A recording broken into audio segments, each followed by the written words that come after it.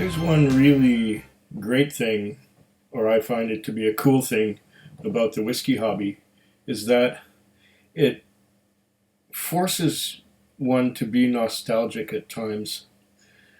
For example, the whiskey that I'm going to taste this evening is a whiskey that the last time I had it was 8 years ago. This was before Cindy and I broke up. We were still together. And I wanted to try a Glenkinchie. I went into a specialist store that didn't have any regular Glenkinchie, and I wanted to try regular Glenkinchie. But the only Glenkinchie they had was the Distiller's edition, so I ended up getting that. And then I hadn't seen it again for 8 years because I went back to that store and I didn't find it there again. But it didn't really matter because to me, back then, 8 years ago, a second, a finishing in sherry or wine or rum cask or anything like that was kind of anathema to me. I wanted just the straight bourbon barrel bourbon barrel matured single malt whiskey. I didn't want a lot of sherry. I didn't want a lot of wine. I just wanted the bourbon barrel, first fill or second fill or third fill, bourbon barrel matured whiskey. But that was back then, before I learned a few things. I did learn a few things. And even when I tried the regular Glenkinchie, I believe about 7 years ago, I was even saying this is better than that stuff I had last year, which was finished in Amontillado casks. Well, I'm coming back to revisit this one 8 years later, being nostalgic because the last time I had this Glenkinchie Distiller's Edition was before I started making videos of every time I open up a bottle of whiskey. This is nostalgia for you. This is going back to the days before these whiskey tasting videos were a common thing on this channel. Back then, Cindy and I would go to restaurants and we'd have a meal, and I think around that time I was starting to get into whiskey a little bit, and make a video about a visit to a restaurant and then having a dram at the end. Well, what I'm going to do is pour a dram of this Glenkinchie Distiller's Edition, for which I am waxing nostalgic, and going to... It's a product from Diageo. Oh, come on. Wow, tight cork. Tight composite cork.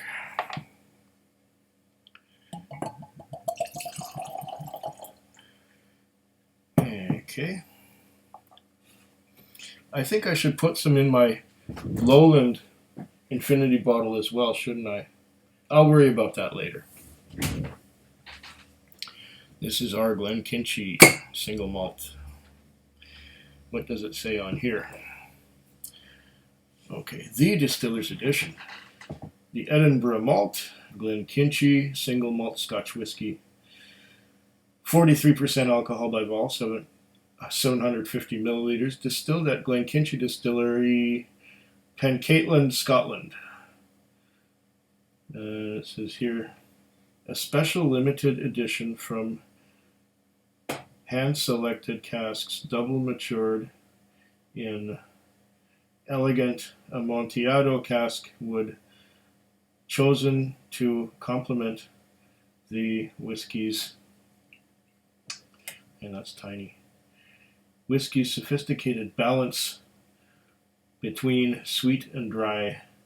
The distillery edition of Glenkinchie reveals a fascinating, complex, and malty depth in the intriguing lowland character of Glenkinchie. distilled in 2006 and bottled in 2018. Okay, so the last time I had this was in 2014. So it's not the same batch, definitely not the same batch.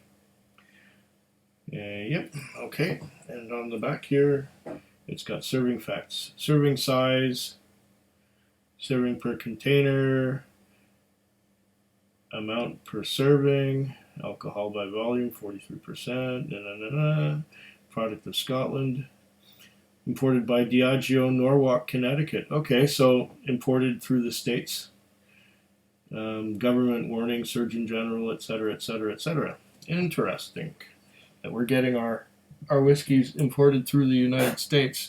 And there are some whiskeys, or Scotch whiskeys, that are imported direct to Canada, and you can't get them in the States.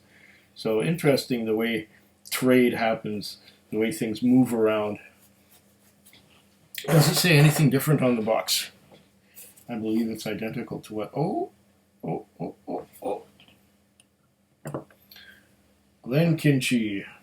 Fragrant and firm-bodied, Glenkinchie is gently appetizing on the palate. A fine aperitif, it keeps a smooth balance between sweet and dry. To reveal the full depth and complexity of Distiller's edition of Glenkinchie, the master distiller has hand-selected a small number of casks.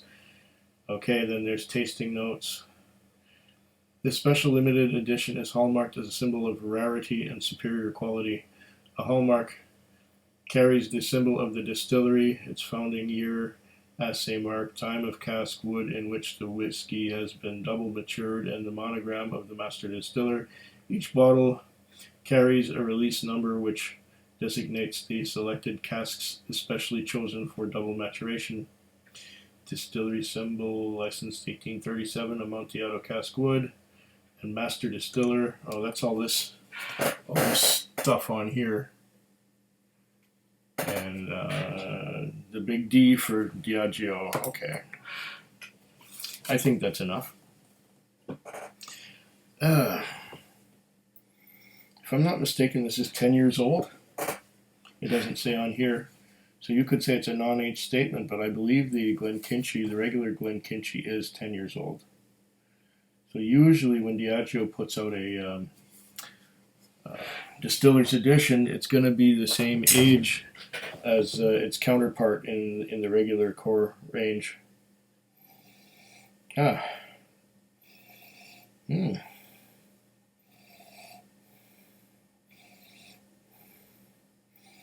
I get the same sweet and dry kind of thing out of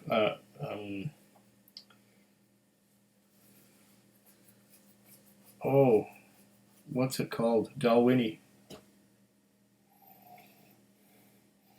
Dalwhinnie and Glenkinchie, to me, are quite similar.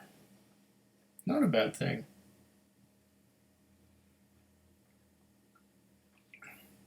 They're just from different regions, and they're both... The parent company of both of them is Diageo.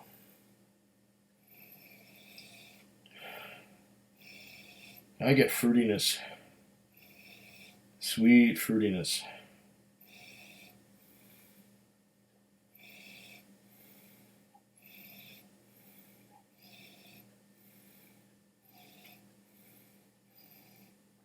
The Amontillado cask seems to be giving it some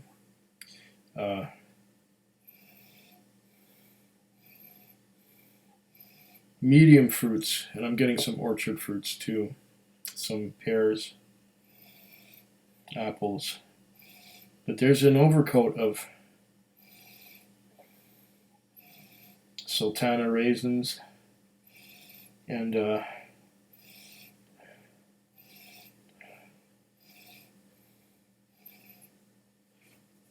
fruits, but not dark fruits, not dried fruits, at least not on the nose. Maybe a bit of tropical fruits, but it's subtle. It's a bit like wine. After all, Amontillado is a fortified wine. It's a sherry, if I'm not mistaken. Hmm. It's a nice, easygoing, gentle nose. It doesn't overpower you. It's very uh, level.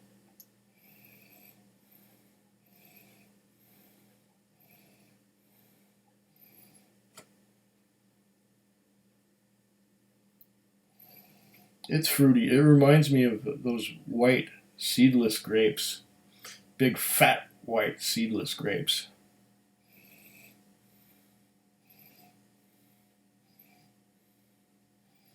I think I better taste it now that I've gone on for 10 minutes already. Oh, well, let's have a look at the.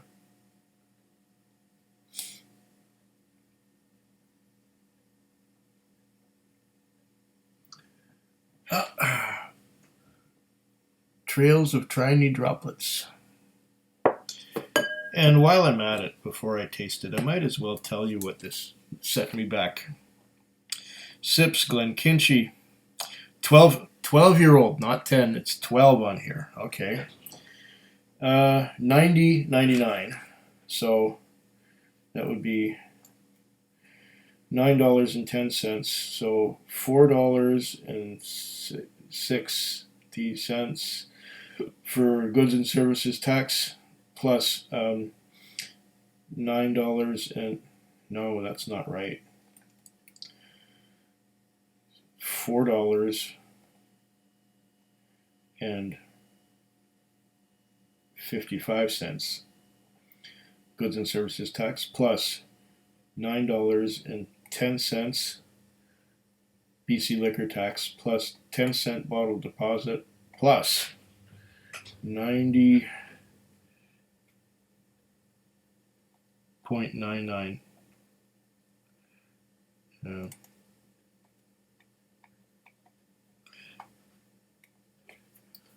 $104.74 out the door. So $104.75 yeah. So for my $105, what do I get?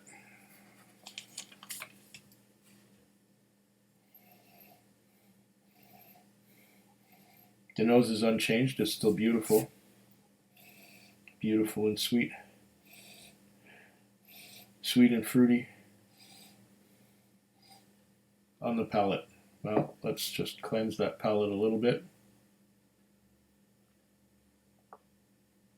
Wet the whistle somewhat.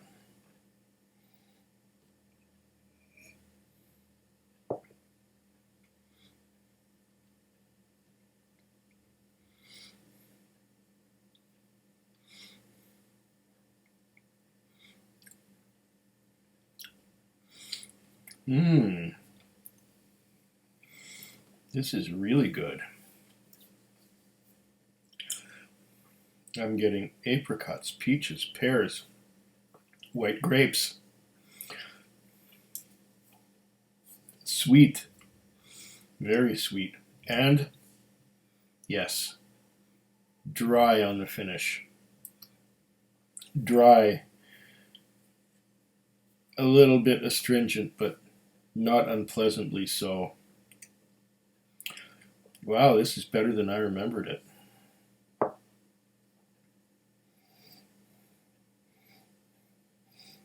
And just for those of you who are wondering why I don't add water, I usually have a gulp of water before I take the whiskey, and there's always a little bit of water left in my mouth when I take a taste of the whiskey. I don't drink it dry. Let's go for a second.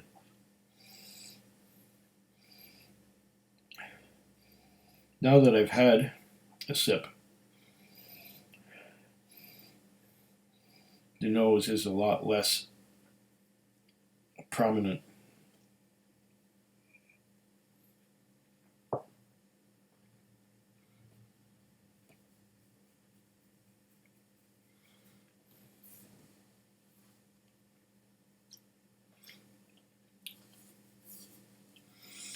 Oh, wow. Apricots, Pears. White grapes again. Not overly complex, but this is one delicious Lowland whiskey. I very much recommend it. Oh, it's tasty. And there's that dry finish once again. It's just coming in dry. And the fruits fade a little bit. There's not a bit of peat in here. There's not a bit of spice in here. It is just fruity, sweet, and dry. Somewhat simple in that it's not very complex, but delicious. Extremely delicious. It's kind of like the epitome of a nice understated Lowland single malt. I like it very much. Slanchava. Food Quig. Food Quig. Food quick. Food Quig. Food quick. Yeah.